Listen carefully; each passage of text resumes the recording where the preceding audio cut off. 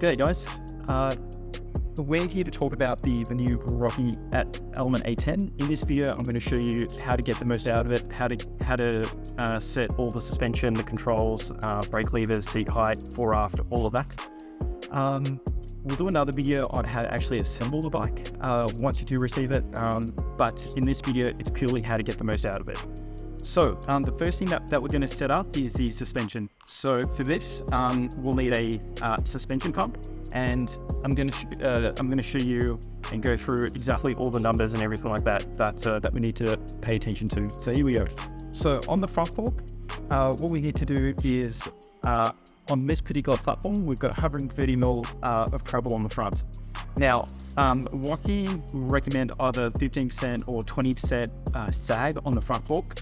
I would recommend going 20% because you've got this blue lever, this blue compression lever here, which actually will stiffen the suspension up if you need to. So we'll go a little bit tighter on the front at 20%. On the back, on the Rockies, I like to run 30% sag, and on the rear, RockShox make it really easy for us because there's these sag gradients marked on the actual shaft here. So when you sit on the bike, and the O-ring hits 30%, perfect. That's the air pressure that you need to keep the suspension at.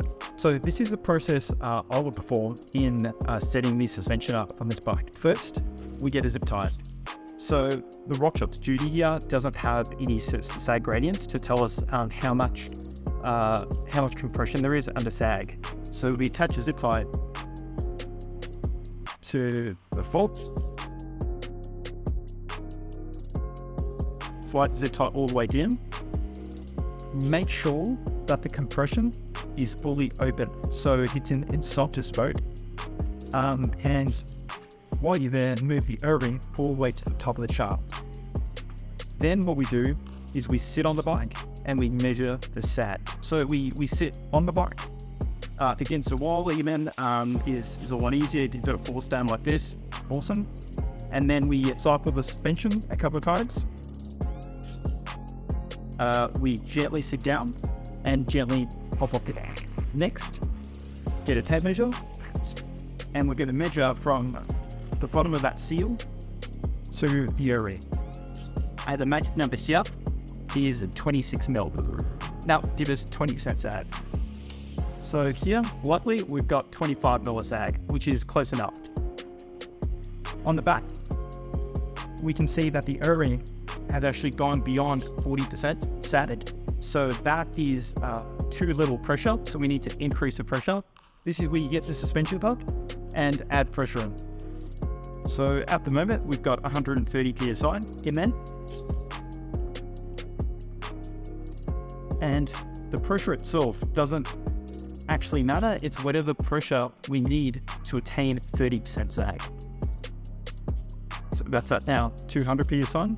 Reset the zip tie, we cut that on, soften it a little bit and slow down and slowly. So we're basically on 30% there, and the pressure that we needed to get us to that level is 200 psi. We're just going to recheck the front to make sure that it's still giving us 26 millimeters. That is now 26 mil of pressure. 26 mil of sag at 110 psi pressure. Once we have the pressure set, the next stage of suspension setup is rebound. Rebound determines how quickly the suspension returns after it's been compressed. So when I compress it, how quickly it comes back up again. If the rebound is set really fast, you're going to lose traction because the back wheel or front wheel is going to skip over the terrain rather than conforming to the actual trail itself. If there's too much rebound damping, so it's too slow, it's going to sink deeper and deeper into its treble, and it's going to feel very harsh. So with rebound, it's a good idea to set it a little bit faster. It is a fuel thing, so on bikes.com, under their user guides, there is a technical use guide that will recommend a rebound setting.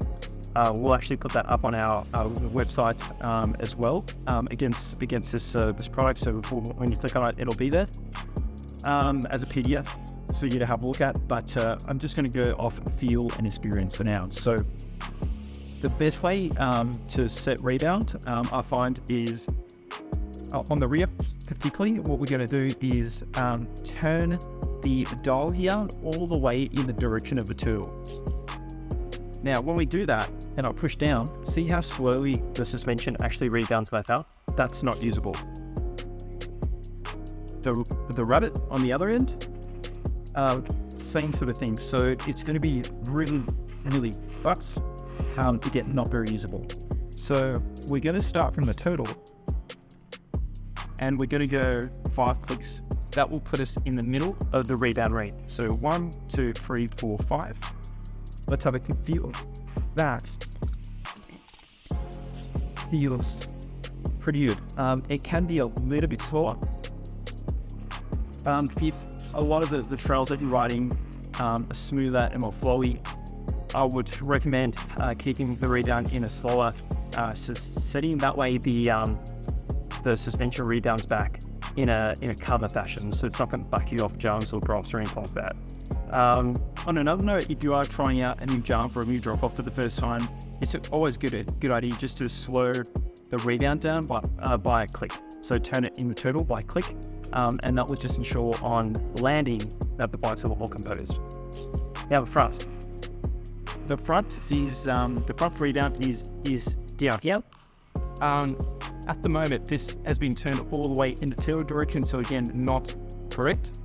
So we want this roughly in the middle of the range, and this is way too fast. So when I'm pushing down, it's wanting to spring back up straight away, and it's really aggressive. So we want to calm that front end down by adding more rebound damping. So turn it in the direction of the turtle, and you'll find that it becomes a lot calmer.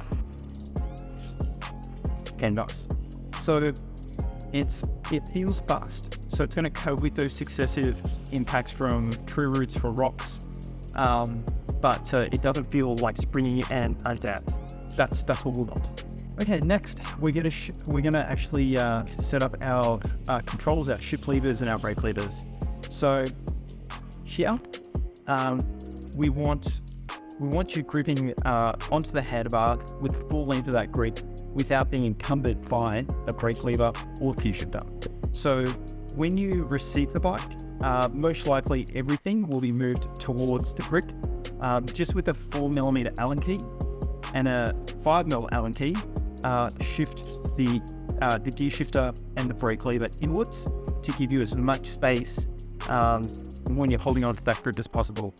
So here you can see that I've got I've moved the shifter inboard, and I've got enough touch point on the actual pedals to be able to shift gears comfortably, but it's not so close to my thumb that it's going to take a skid off my thumb. So that space is really important. And the same on this side here. I've moved that dropper lever inward, so just the edge of my thumb can still get to the pedal, and it's not all the way jammed into the grip.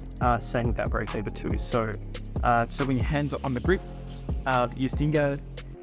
your first fingers or your first 2 fingers should be able to get to the brake lever and the edge of that brake lever blade very comfortably. So the reason why we want to do suspension first and get the right pressure is if you set your seat height up first and you're not running enough pressure, so you're running more than 30% sag, the bike's actually just going to sink underneath you and it's going to give you the wrong seat height. So it's really important to build our base here with the suspension, and then we can adjust seat height from that base. So here we go. We want to lean up against the wall again or a stand, and with the widest part of your foot over the axle of the pedal, you want to be in sort of 6-o'clock position, so like so. This is a size large frame. I typically ride an XL, but I would raise my seat up so that I have a slight, just a slight bend in that head. So this is fully locked. This is incorrect. This is way too much of a bend in the knee. We're just aiming for a slight bend, like so. That way we're going to use our glutes and hammies and our quads to climb up that hill. It makes life a lot easier. Now, there's a couple of ways you can adjust the seat height. So ideally, the drop post, when that drop post returns to maximum extension, that should be your highest seat height that you can ride with. From there, you can actually lock it anywhere within that travel range, and it will just stay there. But ideally, that when it returns to full extension, the back is meant to be just seat height. So to raise the seat height up or lower it, we use a 4mm Allen key. And there's adjustments in the lower body of that seat post. So we'll just drop that down, or we can raise it up, depending on your maximum seat height. So let's just leave it there. Now, when you tighten that up, do not go crazy. Ideally, if you've got a torque wrench, do it at 4 Newton meters. If you don't have a torque wrench, until you feel resistance, and maybe another 1/8 of a turn, and that's it. So do not over tighten that, because you will damage the post if you over torque it. Next, we're going to cover the saddles fore and aft, the dimensions. So this one's a little bit tricky and will require some trial and error, but it is an important area to cover. So if you're, say, really long in the legs, short in the torso, or if you're doing a lot of climbing, you would ideally have your seat positioned forward a little bit, or when you're on the saddle and your sit bones aren't on the widest part of the seat, again, just slide that seat forward. What that will do is move your weight over the bottom bracket and give you a more ergonomic, more powerful climbing position. We grab an Allen key, and we need a 4mm Allen key, and we undo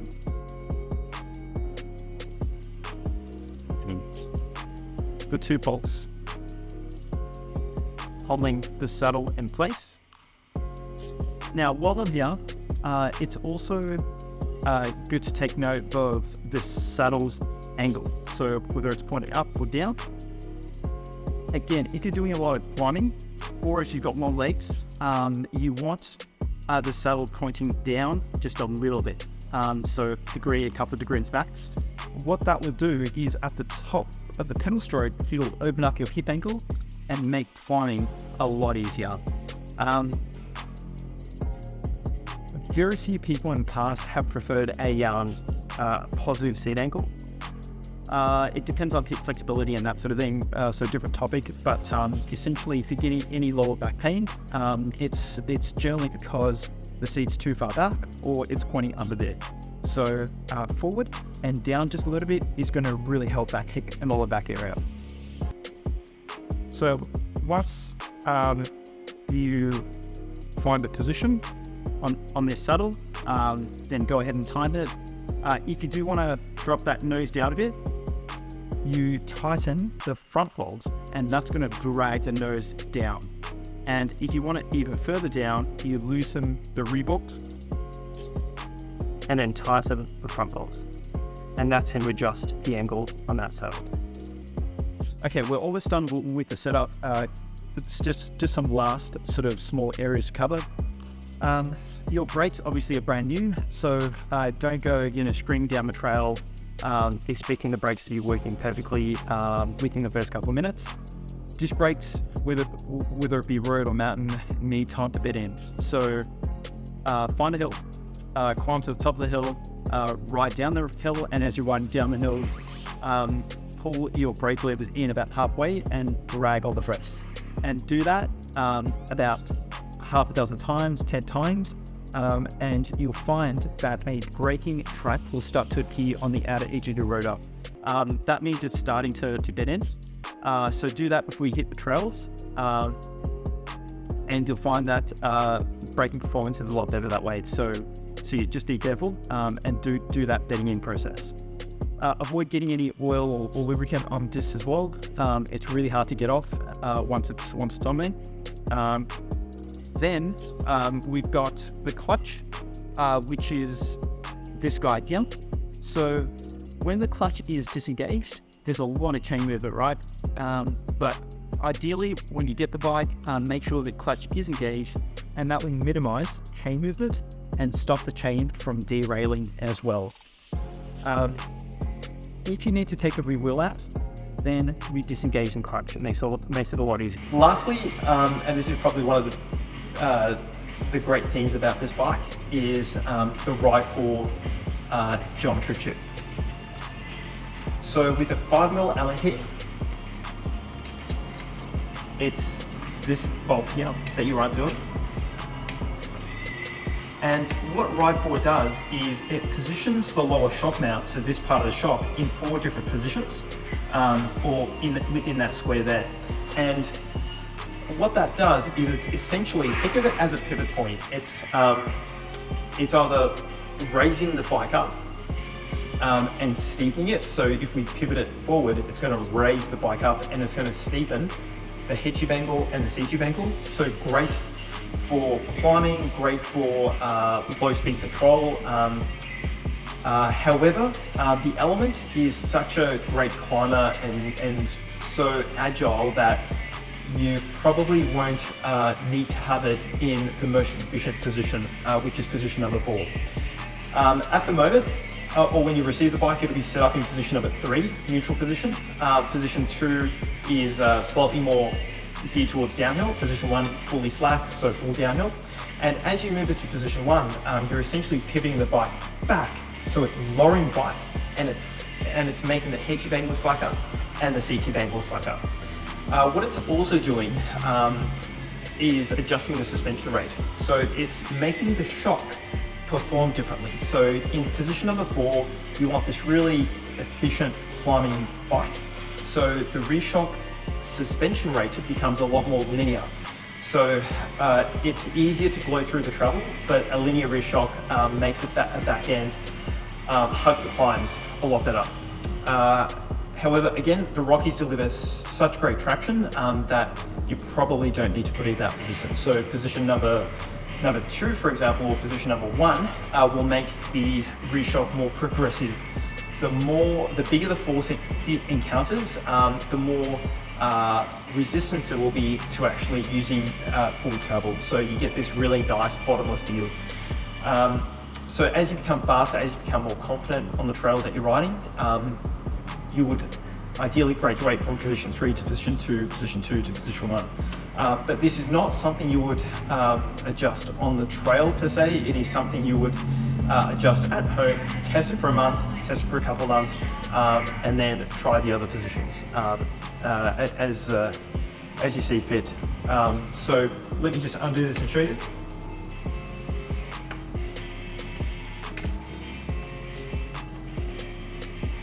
So what you're doing here is I've just taken the Ride-4 bolt out. So what we're doing is essentially pivoting the bike in those 4 positions. So position number 4 is going to be our most efficient position. So it's going to raise the bike up. You can see how it's raising the bike up and actually steepening the seat tube and the head tube angle. Conversely, in position number 1, our slacker setting, we're lowering the bike. So you can see how the bottom bracket gets lower. All the angles here get slacker as well. So think of this as a pivot point. And there you have it. That's our setup on the new Rocky at Element A10. If you have any questions, please reach out. But hopefully that covers most of your questions. If you got any value from the video, please like the video. If you have any other suggestions or if you'd like to see any other bike setup videos,